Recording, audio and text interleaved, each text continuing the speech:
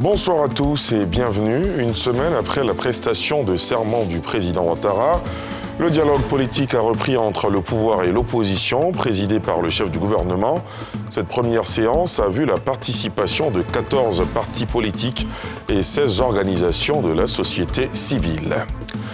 Matinée chaude ce lundi au CHU de Yopougon, les agents du centre de traitement Covid-19 logés au sein de l'établissement sanitaire sont en grève. Ils réclament 8 mois d'arriérés de salaire et de primes. Interpellé, le ministère de la Santé fait des précisions et appelle les grévistes au calme et à la patience.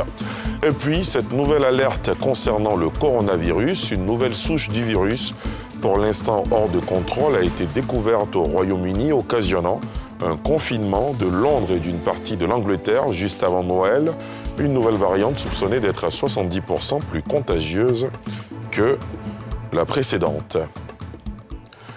Une semaine, jour pour jour, après la prestation de serment du président de la République, le dialogue politique a repris entre le pouvoir et l'opposition sous la conduite du Premier ministre Ahmed Bakayoko. Une première séance qui a vu la participation de 14 partis politiques et 16 organisations de la société civile. À l'ouverture des travaux, le chef du gouvernement a souhaité des discussions franches, sans faux fuyants. Salif Yalekwe, Eric Kimo. Plateau, la salle du conseil de gouvernement à la primature. C'est la reprise du dialogue politique ivoirien à la table de discussion autour du Premier ministre Ahmed Bakayoko qui a conduit les travaux. 14 partis et groupements politiques, 16 organisations de la société civile, des ministres également de la partie pour ces échanges sur la vie politique du pays. À l'entame des travaux, Ahmed Bakayoko donne le ton. Pour lui, seul l'intérêt supérieur de la nation doit être mis en exergue. À la veille des échéances des législatives, nous pouvons, dans la concertation, prendre les décisions appropriées afin que le lendemain des législatives, puissions célébrer la victoire de la démocratie. Le président de la République a instruit le gouvernement d'engager les discussions avec vous pour identifier les points d'achoppement sur la CEI qui ont empêché que tous les membres siègent tout au long du processus, tant dans les organes centraux que dans les organes locaux. Le gouvernement sera également attentif à toutes les préoccupations liées aux élections à venir, car il s'agit de relever le défi d'un pays stable et démocratique. Au terme d'environ 2 heures d'échange, les participants affichent leur satisfaction. Là où on parle de dialogue, là où on parle de l'avenir de la Côte d'Ivoire, nous serons toujours présents. Vous savez bien que la philosophie politique du président Laurent Gbagbo, c'est asseyons-nous, discutons. Nous sommes assis, nous allons discuter, nous allons continuer à discuter. Et seul l'intérêt de la Côte d'Ivoire doit prévaloir. Le Premier ministre a fait une très bonne annonce, à savoir que nous allons reprendre et qu'il est très ouvert. En tout cas, nous voulons au niveau du Front populaire ivoirien et de l'AFD le remercier et remercier aussi le président de la République. Je sens que les choses évoluent. Rien que avoir toute la classe politique ivoirienne, surtout de l'opposition, répondre à l'appel du gouvernement.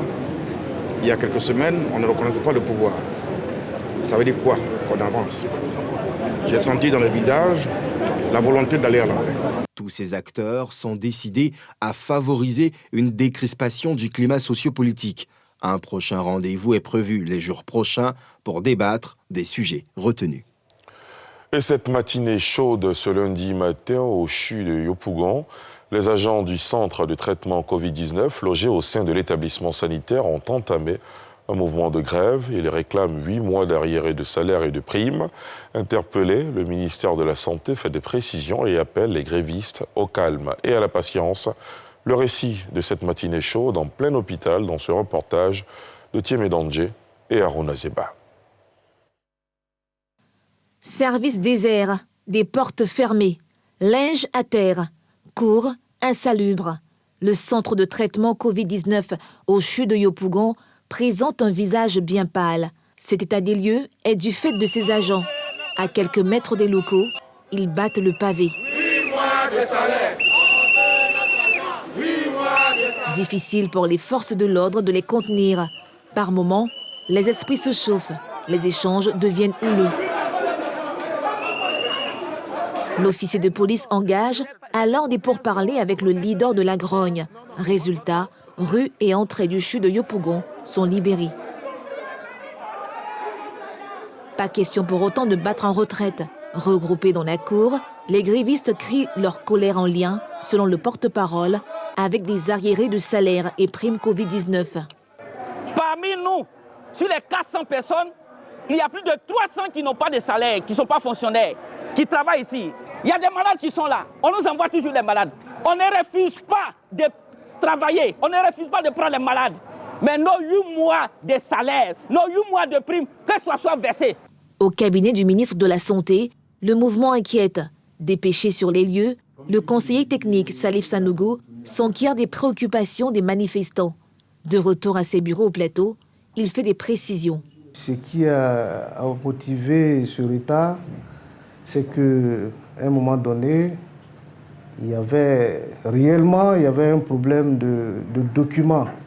Ceux qui avaient été recrutés, il y a certains qui avaient donné des noms qui ne correspondaient pas au papier d'émargement.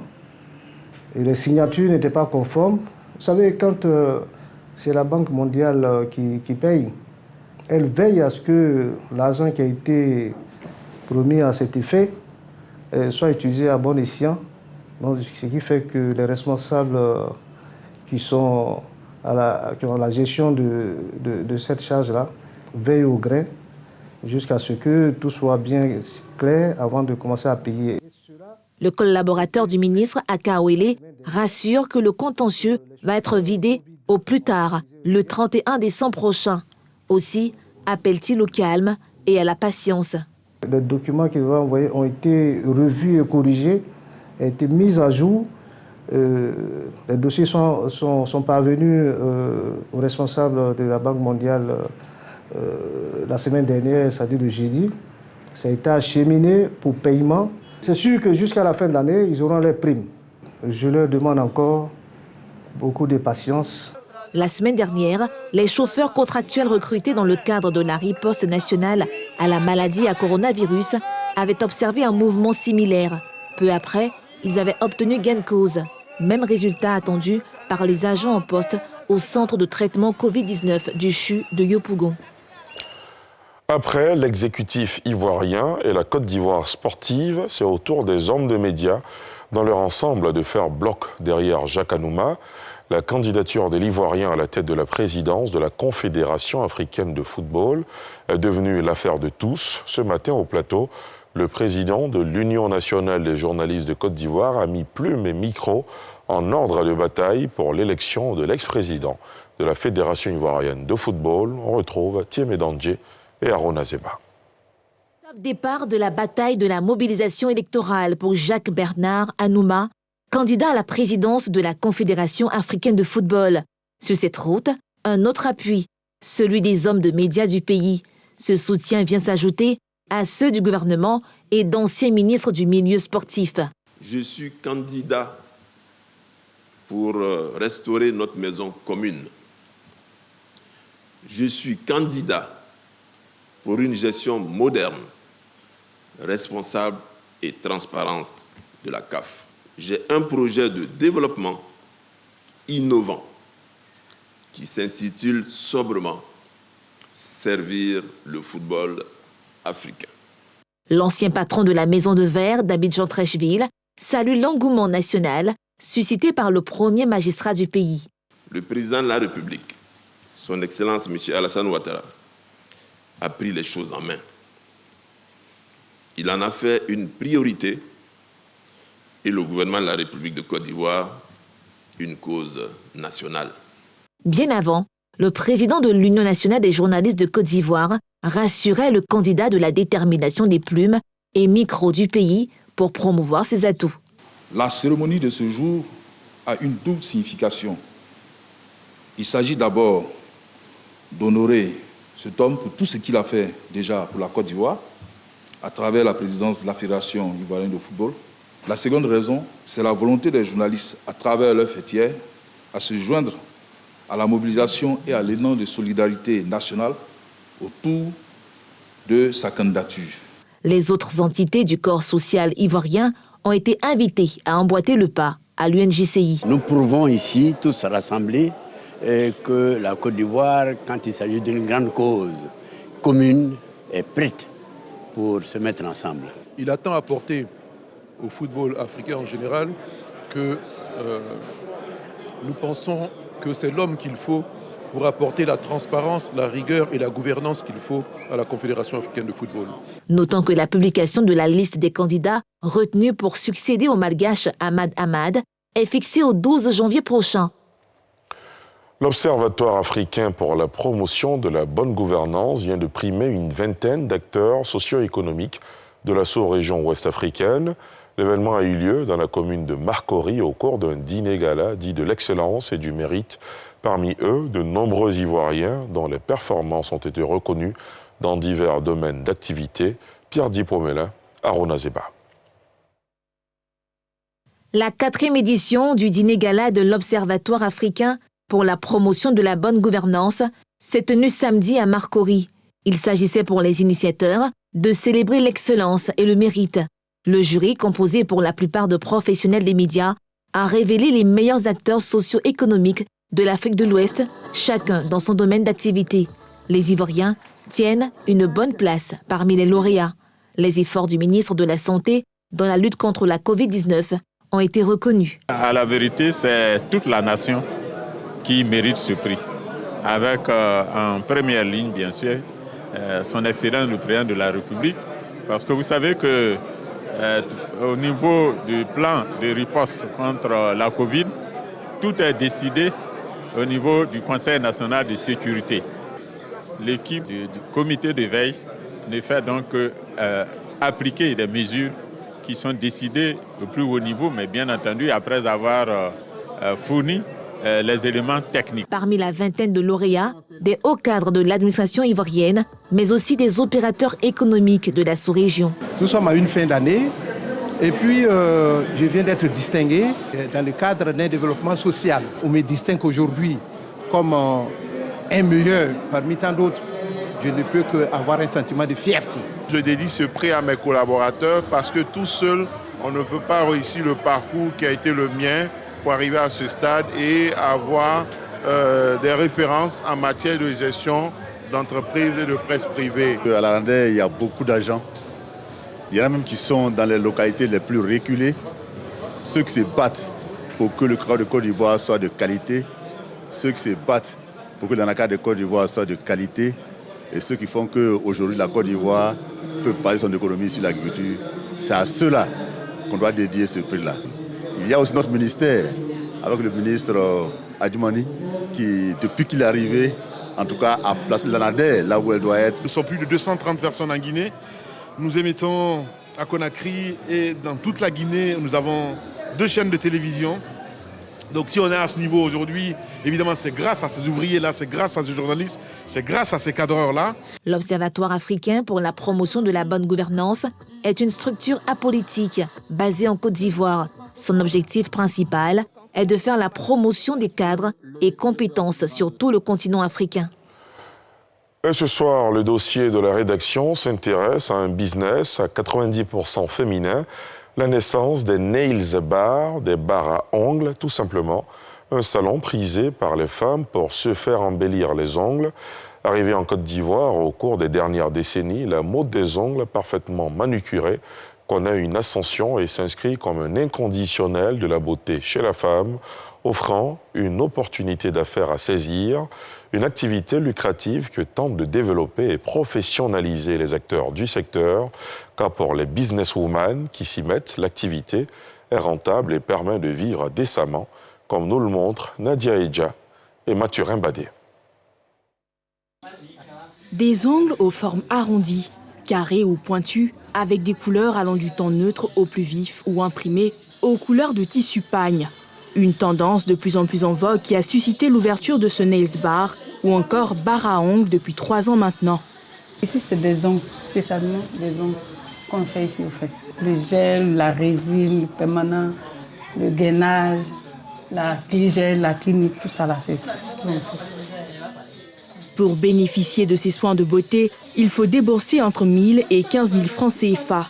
Ici, L'accent est mis sur la satisfaction du client et la professionnalisation d'une activité encore dans l'informel. On a établi un rapport client de telle sorte qu'elles se sentent à l'aise lorsqu'elles viennent. On veut professionnaliser ce secteur d'activité parce que ce secteur est méconnu par beaucoup de personnes. Être coquette du bout des doigts aux orteils, le choix de bon nombre de femmes. Dans cet institut à Angré 8e tranche, Aminata et Edwige se font embellir les ongles. Chacune pour des raisons bien particulières. Comme j'ai un événement en vue, c'est-à-dire après-demain, je fais la bénédiction nuptiale de mon mariage. Donc je suis venue voir les filles, elles ont tenu à m'amener ici.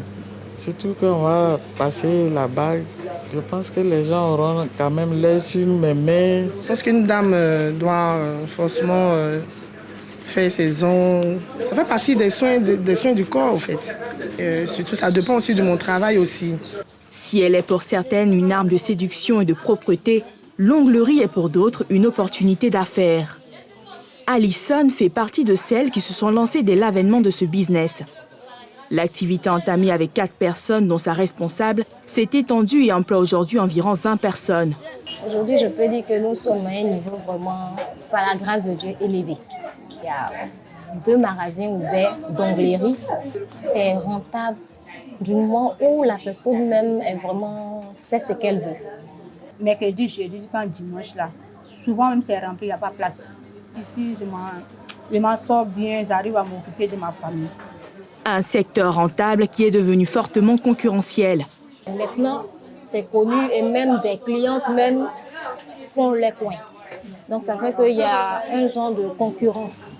Pour se maintenir, l'Institut a investi dans la fourniture de matériel d'onglerie à des professionnels.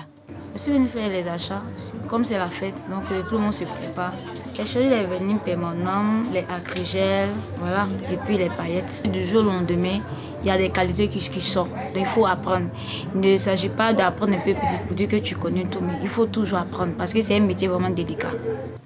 L'onglerie est, selon les acteurs du secteur, un art en constante évolution. D'où l'intérêt des sessions de formation initiées par cette école d'esthétique pour faire de cette activité une profession à part entière. La demande est très forte actuellement.